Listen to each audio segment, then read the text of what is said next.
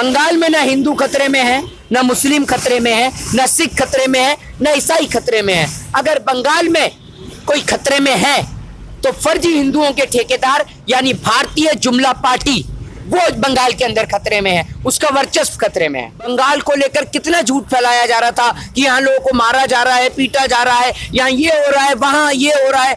इतने दिन हो गए बंगाल में आए हुए, हमारे साथ तो कोई घटना घटित नहीं हुई। इनके नेता जिनकी नजर इतनी गंदी है कि उनकी नजर महिलाओं की जींस तक पहुंच जाती है। आप अगर एक नेता हैं तो आप महिलाओं की जींसों पर ध्यान देंगे? आप ये क्यों नहीं देखते? आज ये हाफ पैंट वाले हाफ पैंट से अगर फुल पैंट पे आ गए तो इनको जींस फटी हुई नजर आ रही हैं। महिलाओं को लेकर किस तरीके की बात की जाती है, इन्हें यह समझ में नहीं आता। क्या देश की स्थिति आपने बना दी? आज देश के अंदर युवाओं के पास रोजगार नहीं है, देश का किसान सड़क पे बैठा है, महिलाओं की सुरक्षा और हिफाजत आपसे नहीं होती, और एक हवाई चप्पल वाली महिला से सूट बूट की सरकार इतना डर गई है कि सूट बूट वाले डरे पड़े हैं। उत्तर प्रदेश में तो इतनी भुखमरी छाई हुई है कि अगर मुख्यमंत्री रात को अकेला निकलेगा ना, और अगर एक गले में चैन भी डाल लेगा पतली सी भी सोने की, तो वो भी लुट जाएगा। देखिए, भारतीय जनता पार्टी पूर्ण रूप से एक चिड़ियाखाना है। इस चिड़ियाघर के अंदर एक दो मुंहे सांप की कमी थी जो मिथुन चक्रवर्ती ने पूरी कर दी। मिथुन चक्रवर्ती के ऊपर न जाने कौन सा केस चल रहा है या न जाने उनके ऊपर कौन सा आंतरिक दबाव डाला गया जिस कारण मिथुन चक्रवर्ती भारतीय जनता पार्टी का दामन थामते हैं।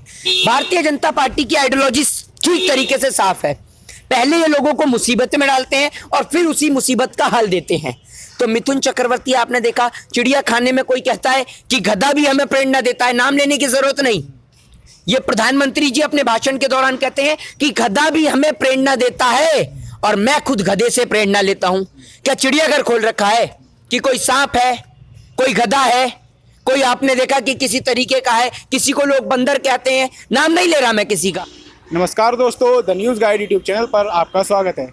इस समय हम मौजूद हैं पश्चिम बंगाल के कोलकाता शहर में, और इस समय हमारे साथ मौजूद हैं मोहित शर्मा, जो कि किसान आंदोलन के दौरान और दिल्ली में तमाम आंदोलनों के दौरान आपने देखा होगा मुखर होकर ये अपनी राय रखते हैं, मुद्दों पर अपनी राय रखते हैं। आज हम इनसे बंगाल चुनाव के बारे में चर्चा करेंगे कोलकाता में।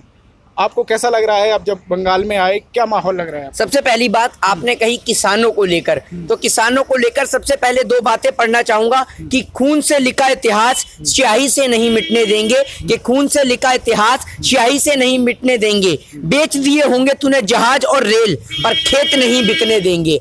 आज देश का किसान, जो 300 से ज्यादा किसान भाई हमारे शहीद हो चुके हैं, 100 दिन से ज्यादा उनको बैठे हुए हो चुके हैं, लेकिन देश के माननीय प्रधानमंत्री महोदय अभी भी उनकी ओर ध्यान केंद्रित नहीं कर रहे। उनको अपने चुनावी प्रचार से फुर्सत नहीं, तभी तो वो किसान की ओर ध्यान केंद्रित करें। और आपने दूसरी बात कही बंगाल को लेकर, आप भी दिल्ली में थे, मैं भी दिल्ली में था। बंगाल को लेकर कितना झूठ फैलाया जा रहा था कि यहाँ लोगों को मारा जा रहा है, पीटा जा रहा है, यहाँ ये हो रहा है, वहां ये हो रहा है।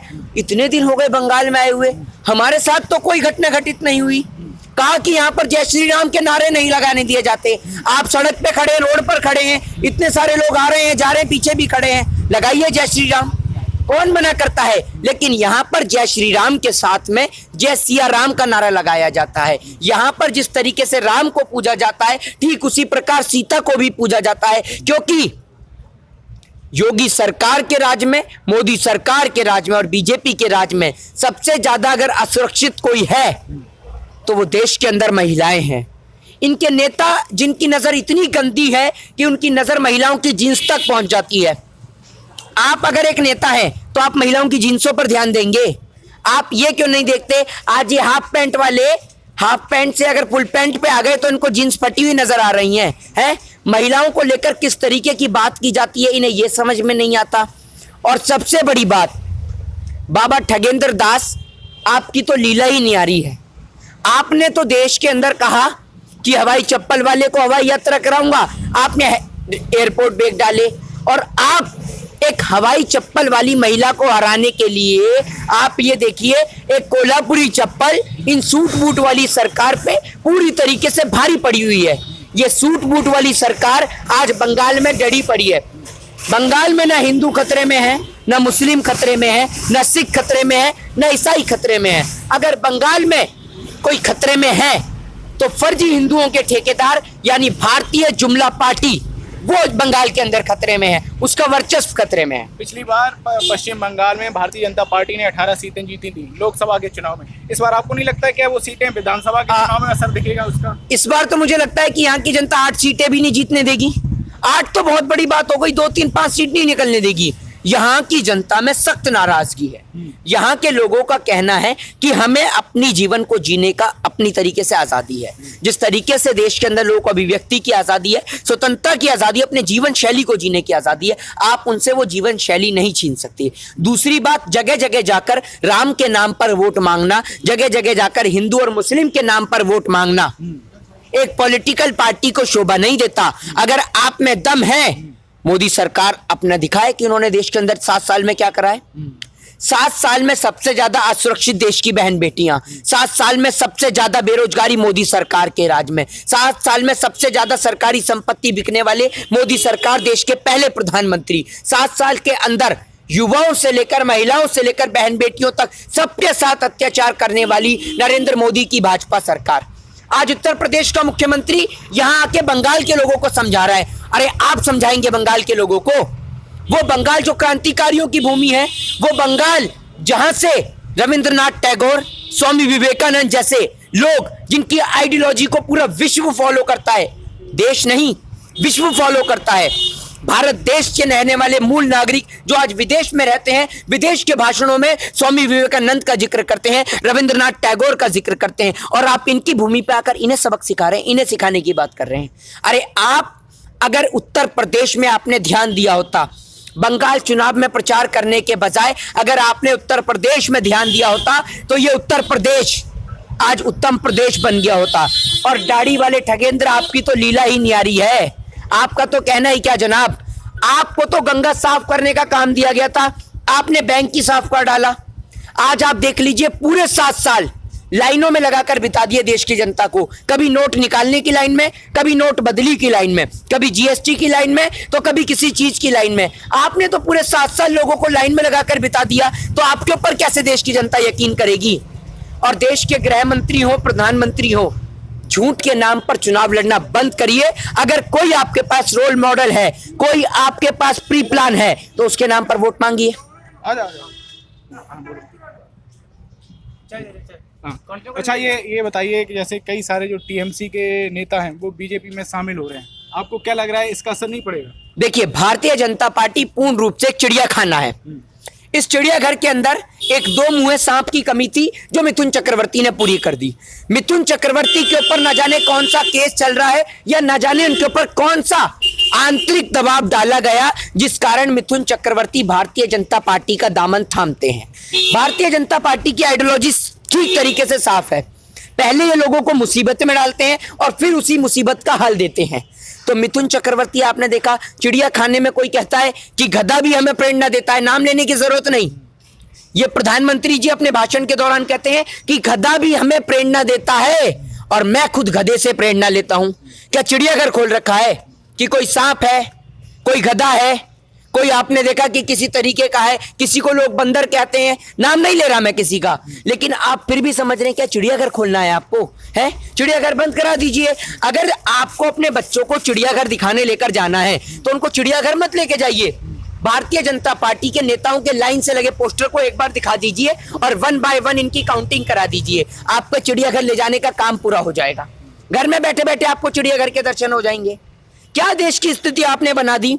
आज देश के अंदर युवाओं के पास रोजगार नहीं है, देश का किसान सड़क पे बैठा है, महिलाओं की सुरक्षा और हिफाजत आपसे नहीं होती, और एक हवाई चप्पल वाली महिला से सूट बूट की सरकार इतना डर गई है कि सूट बूट वाले डरे पड़े हैं, और सूट बूट वालों के तो हेलीकॉप्टर भी नहीं उतर रहे, कुछ के तो न जाने कुर्सियां खाली है या सूट बूट वालों को डर है, ये तो वही जानते हैं। ममता दीदी पर वो आरोप लगा रहे हैं कि आप जो है, ममता दीदी जो है, शुभेंदु अधिकारी का कल बयान है, उन्होंने कहा ममता दीदी पाकिस्तानियों की मदद ले रही हैं, घुसपैठियों की मदद ले रही हैं। अरे आप तो पाकिस्तान के यहाँ जाकर बिरयानी खा रहे हैं, बिना मदद के बिरयानी खा रहे हैं, और आप देखिए कोई नौता नहीं, जिस भोज में निमंत्रण नहीं उसमें जाने से क्या फायदा, और ये बिना निमंत्रण के पहुंच जाते हैं। कभी इनको झूले याद आते हैं तो कभी बिरयानी याद आती है। अरे बिरयानी अगर खानी है भारत देश में खा लो, वहीं की पसंद आती है क्या? अपने यार के गले लगने पहुंच जाते हैं, इमरान के, अपने दोस्त के गले के लिए। आप एक बात बताइए, पाकिस्तान ने लेटर लिख के दिया था कि फ्री में कोरोना की वैक्सीन दो।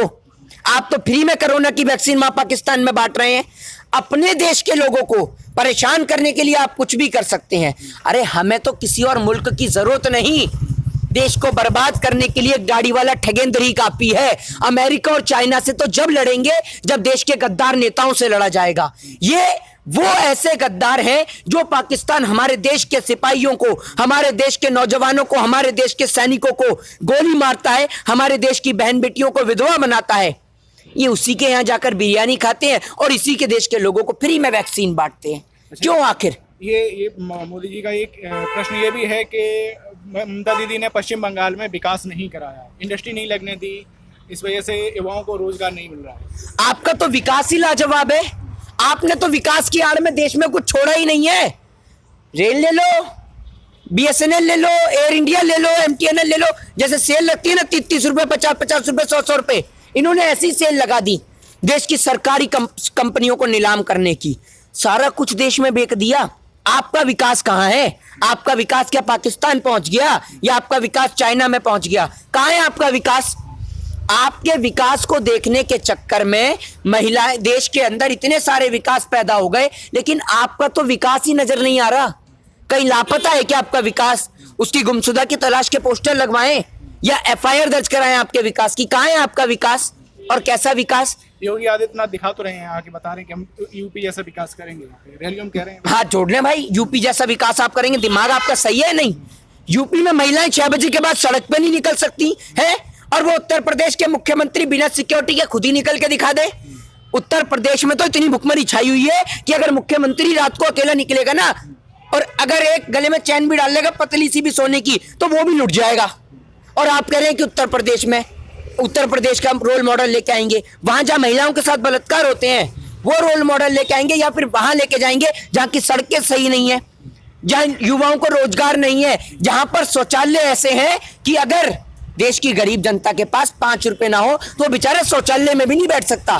इनकी सारी की सारी रणनीति और ये इनके नेता सारे फ्लॉप हैं। जय हिंद, जय भारत, वंदे मातरम।